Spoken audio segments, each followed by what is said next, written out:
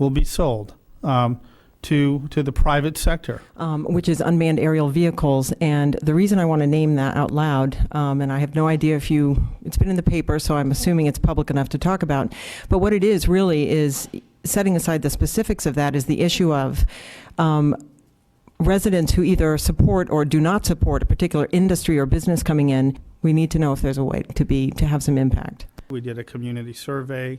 The unmanned aerial vehicles are part of the aerospace industry, and a growing part of the aerospace industry.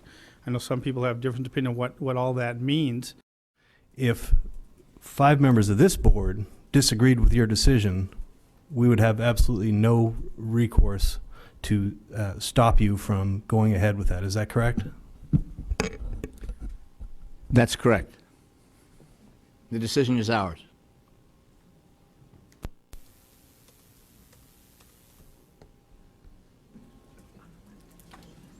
People around the state are very interested and have opinions about the proposal to create an unmanned aerial vehicle flight test center at the Naval Air Station. UAVs or drones cost millions of dollars each. They have names like Predator, Reaper, Shadow, Global Hawk. They're being used for surveillance, and they're outfitted with Hellfire missiles for offensive purposes. And today they're being flown over Iraq, Afghanistan, and Pakistan by pilots sitting in front of computer terminals at bases inside the United States, places like Creech Air Force Base outside of Las Vegas, Nevada. Military satellites link the drones to the pilots back in the United States with only a 2-second delay. The drones have cameras mounted on them, and the pilots sitting back at the U.S. in front of the computer screens push a button and the missiles are fired. In the past year, hundreds of civilians have been killed when they were gathered at weddings and funerals and even in their beds at night by these Hellfire missiles fired from these drones, these UAVs. We don't want these drones being tested at Brunswick Naval Air Station. We don't want our community to become a test zone for these killer drones. In the past 2 months, 2 of these drones have crashed while on missions in Iraq.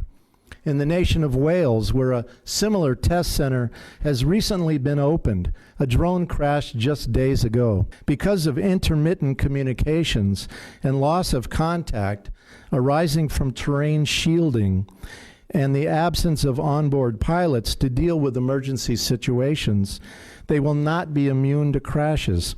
It would be like your cell phone temporarily being out of reception range. About 170 acres will go to Bowdoin College. We have the community college and the university, which has a campus. About 650 acres, I think, make up the airport. And so when you take that and subtract that from the 3,200 acres, that's what you have left to develop. And that is what we hope, I hope, personally, living in this community, that, over a 10-year period from the time the base closes, we can redevelop it and we can sell it off. Yes. And I have been working in a pro-peace capacity.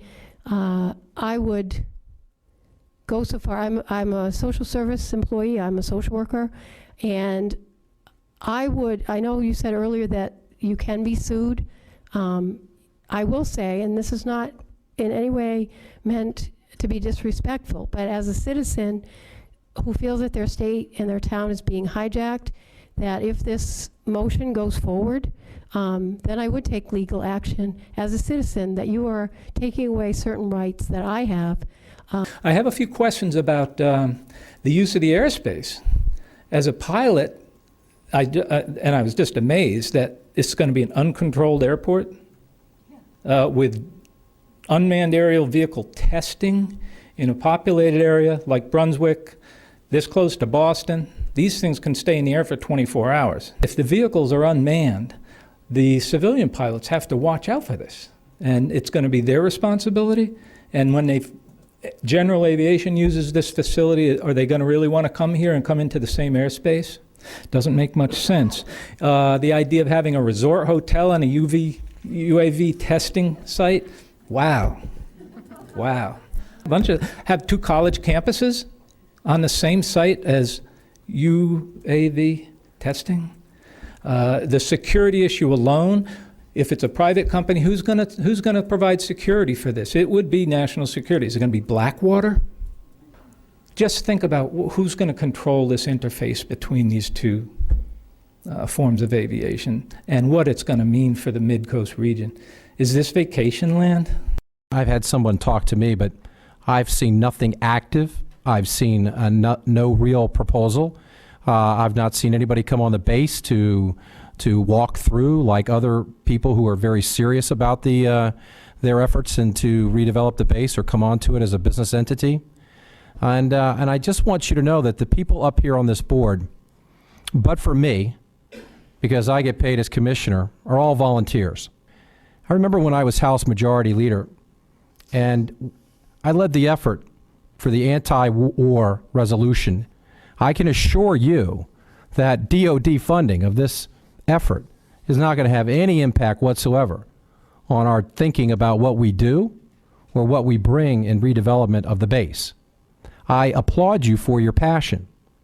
I just think in some respects, and I think you have the right to come speak before us, but I just wanted to let you know, I don't think anybody on this authority, I don't think they're I don't think they have any questions in their minds about doing the right thing.